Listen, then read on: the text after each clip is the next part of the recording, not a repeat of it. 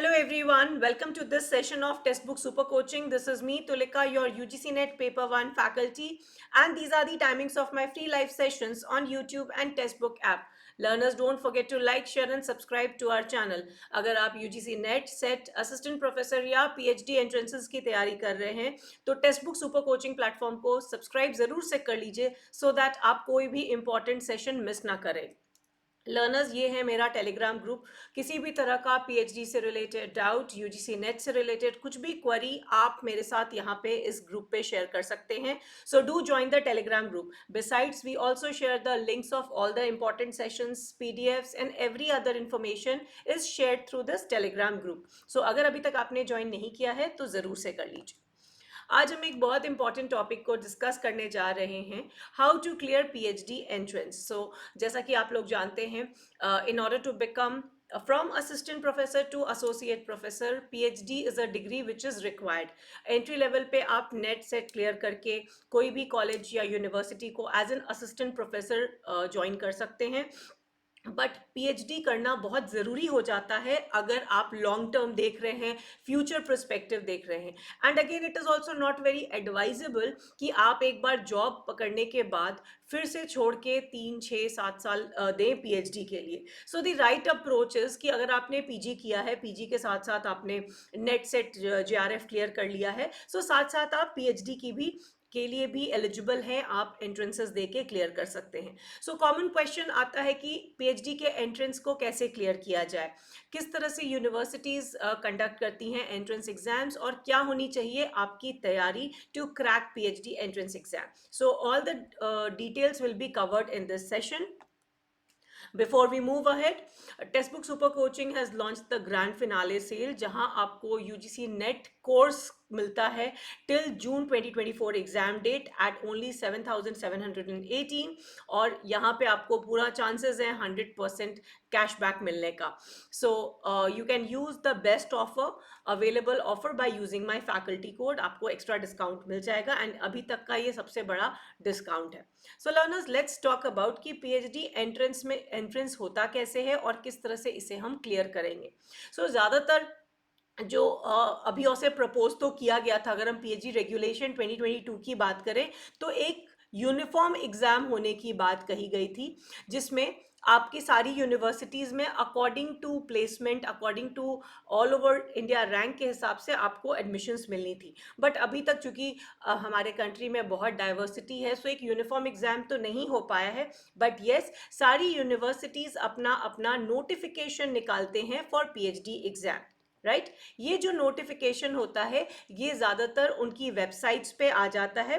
कई बार आपको leading newspapers में भी ये नोटिफिकेशन मिल जाएगा, ठीक है। तो सबसे पहले आपने क्या करना है, आप जिस भी एरिया को बिलोंग करते हैं, जिस भी स्टेट को बिलोंग करते हैं, और जो आपकी नेबरिंग स्टेट्स हैं, ठीक है, सो वहाँ तक आप जहाँ तक जा सकते हैं, क्योंकि पीएचडी के लिए आपको रहना होगा कैंपस में, in and around university campus visit करना होगा। अपने शुरू के प्री पीएचडी कोर्स में तो आपको कंप्लीट अटेंडेंस, फुल अटेंडेंस चाहिए होगा। तो आपने क्या करना है, अपने आसपास के, अपने स्टेट के और आसपास वाले नेबरिंग स्टेट्स की जो यूनिवर्सिटीज़ है उसकी बना लेनी है लिस्ट।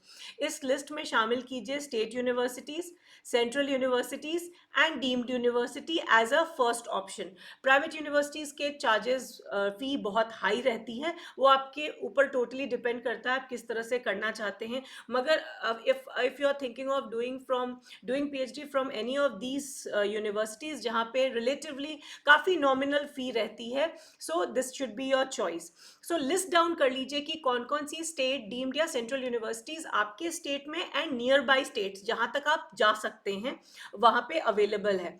अब इनकी वेबसाइट्स को आपने करना है रेगुलरली चेक, ठीक है। तो इस पे आपको रिसर्च का एक कॉलम मिल जाएगा, या पीएचडी सेल करके या रिसर्च सेल करके आपको कॉलम मिल जाएगा, जिसमें आपको पता चल जाएगा अबाउट एवरी सब्जेक्ट। आप किसी भी सब्जेक्ट की क्यों ना बिलोंग करते हो, हर सब्जेक्ट के रिसर्च से रिलेटेड डिटेल्स, पीएचडी के सीट से रिलेटेड डिटेल्स आज के समय में सभी वेबसाइट्स पे अवेलेबल रहती है। किसी से आपको पूछने की जरूरत नहीं है, आप खुद से ये सारी चीजें सर्च कर सकते हैं। Now for in order to do PhD के लिए जो बेसिक रिक्वायरमेंट क्वालिफिकेशन रहती है वो रहती है PG plus NET as a preference, ठीक है।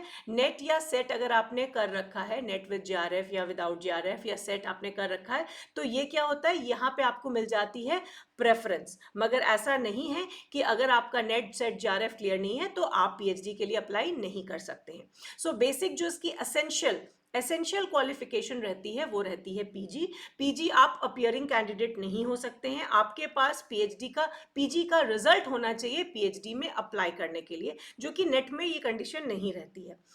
नेक्स्ट, अब आपने क्या करना है, मान लीजिए आपके स्टेट की जो स्टेट यूनिवर्सिटी है उसने अपना पीएचडी का नोटिफिकेशन निकाला कि applications are invited for PhD in so and so subjects.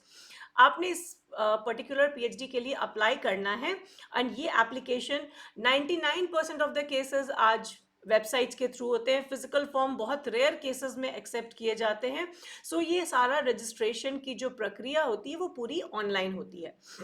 आपने ऑनलाइन जाके अपना यूज़र आईडी पासवर्ड क्रिएट करना है साइट पे अपने ईमेल आईडी और नंबर के सपोर्ट से, और अपनी सारी डिटेल्स और क्रेडेंशियल्स भरनी है अभी तक की।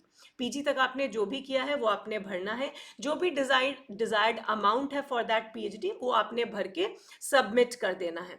अब इसके बाद की प्रक्रिया क्या होती है, once you have applied for PhD program, इसके बाद होता है दो रास्ते होते हैं। अगर आपने फॉर्म में फिल कर दिया है कि आप नेट क्वालिफाइड है, जेआरएफ क्वालिफाइड है या सेट क्वालिफाइड है, तो सीधे आप चले जाते हैं इंटरव्यू वाले बकेट में, प्रोवाइडेड अगर आपको यहाँ शॉर्टलिस्ट कर दिया जाता है। यहाँ पे एक स्क्रीनिंग होती है, ठीक है। अगेन ये हर यूनिवर्सिटी का अपना क्राइटेरिया होता है, बट यस यहाँ पे एक लेवल ऑफ स्क्रीनिंग होती है जिसके बेसिस पे अगर आपने नेट सेट जेआरएफ क्लियर किया है तो आप चले जाते हैं सीधे इंटरव्यू वाले लॉट में। अगर आपका ये कोई भी क्वालिफाइंग एग्जाम क्लियर नहीं है तो आपको देना होता है रिटन एग्जाम।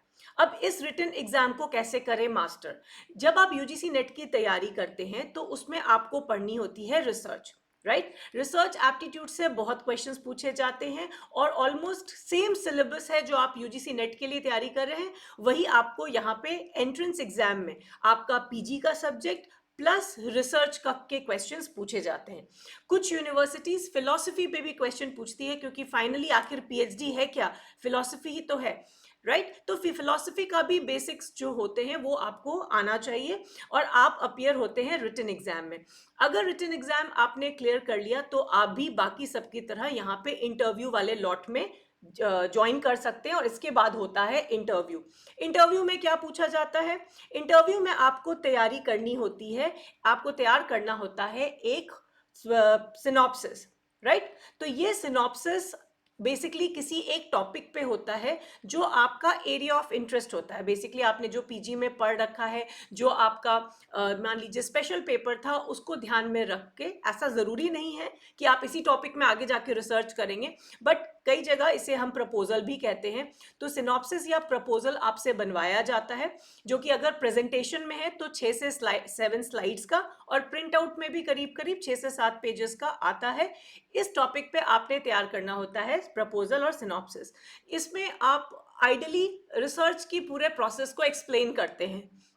दैट मीन्स कि आपने क्या हाइपोथेसिस बनाई है इस टॉपिक के ऊपर, क्या आपकी रिसर्च मेथडोलॉजी है, आप क्या इंटेंड कर रहे हैं यहाँ पे रिसर्च करने का। सबसे जो कॉमन क्वेश्चन होता है जब आप ये प्रपोजल या सिनॉप्सिस वो सिलेक्शन कमिटी के आगे रखते हैं, इंटरव्यू पैनल के आगे रखते हैं, तो सबसे पहले आपसे क्वेश्चन पूछा जाता है आपने ये टॉपिक को क्यों सिलेक्ट किया, इसका आपके पास आंसर तैयार होना चाहिए। साथ साथ पूछा जाता है कि आपकी स्टडी का रैशनल क्या है, क्या लॉजिक है इसका, और किस तरह से ये इसका सोशल रेलेवेंस है, ये सोसाइटी के लिए किस तरह से उपयोगी होगी या किसी तरह से ये कंट्रीब्यूट करेगा सोसाइटी के लिए। तो आप जो भी टॉपिक सेलेक्ट करें इस चीज़ को ध्यान में रखें कि इन सब क्वेश्चंस के आंसर्स आपके पास रहने चाहिए तैयार। इस टॉपिक ये जो आप सिनॉप्सिस या प्रपोजल बनाएंगे इसमें आप 10 रिव्यू लेके भी जा सकते हैं, बहुत ज़्यादा रिव्यू भरने की ज़रूरत नहीं है। कोशिश कीजिए आप जितना सिंपल रखें अपने इस पेपर को उतना अच्छा रहेगा, सरल भाषा में लिखिए, क्योंकि वहाँ बैठे हुए लोग लोग पहचान जाते हैं कि आपने खुद से लिखा है कि या इसे कॉपी किया है. Another important unit which they look at it is objective, क्योंकि ऑब्जेक्टिव से पता चलता है कि आपकी स्टडी का स्पैन कितना है. दैट मीन्स आप किन किन एरियाज पे कवर करने जा रहे हैं अपने स्टडी को.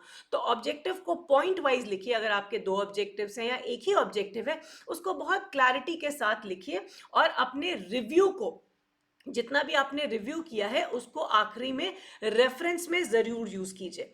जो भी स्टाइल ऑफ रेफरेंसिंग आपने यूज किया है उसको सही तरीके से यूज कीजिए, क्योंकि सबसे ज्यादा क्वेश्चंस इन्हीं 3-4 पॉइंट्स में पूछे जाते हैं. और क्या आपको फाइनली रेडी रखना है जैसे ही आप एंटर करेंगे, I let you know. Before that, learners our foundation course has already started, और हमारे इस कोर्स की हाईलाइट है ये आपको पूरी तरह से तैयारी कराता है नेट सेट जेआरएफ के लिए विद अपडेटेड टॉपिक्स. इसमें होती है आपकी इंटरैक्टिव लाइव क्लासेस, जिससे आप बाद में भी किसी समय रिवीजन के लिए देख सकते हैं. और साथ ही साथ आपको मिलता है guidance session with super teachers, quality notes and practice questions with mock.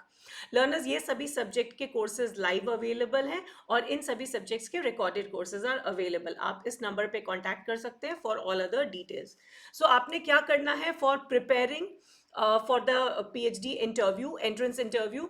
आपने अपना एक मिरर प्रिपरेशन कर लेना है अबाउट योर पर्सनल डिटेल्स, क्योंकि वो जनरली स्टार्ट, जिसको कहते हैं ना ब्रेकिंग द आइस, सबसे पहले पूछा जाता है tell us something about yourself. तो आपको यहाँ पे बहुत ज़्यादा फैमिली के बारे में नहीं कहना है. अकेडमिक बैकग्राउंड को अपना आप बताएंगे, करंट से पीछे जाते हुए कि प्रेजेंटली आप क्या कर रहे हैं, आपका पीजी किस सब्जेक्ट में था, और अगर आपने कोई पेपर लिखा है या कुछ भी यूजी या पीजी में कुछ आपका अचीवमेंट रहा है, तो उसको बहुत मॉडेस्टली हाईलाइट करते हुए उसे अपने इंटरव्यू में ज़रूर इंक्लूड कीजिए. सो एंड एक आपकी अच्छी अंडरस्टैंडिंग होनी चाहिए अपने प्रपोजल टॉपिक के बारे में, क्योंकि क्वेश्चंस जो हैं वो इसी से पूछे जाते हैं. सो अगर आप भी पीएचडी की तैयारी कर रहे हैं, एंट्रेंस एग्जाम देना चाह रहे हैं, तो ये जो चीज़ें मैंने आज के सेशन में कवर की है, इसे ज़रूर इनकॉर्पोरेट कीजिए and I am sure you will get through your PhD entrance. इसके अलावा अगर कोई भी डाउट हो तो do ask me in the comments और connect with me on my Telegram channel. I will be more than happy to assist you. So learners, the grand finale sale is there और आप अभी इसका लाभ उठा सकते हैं.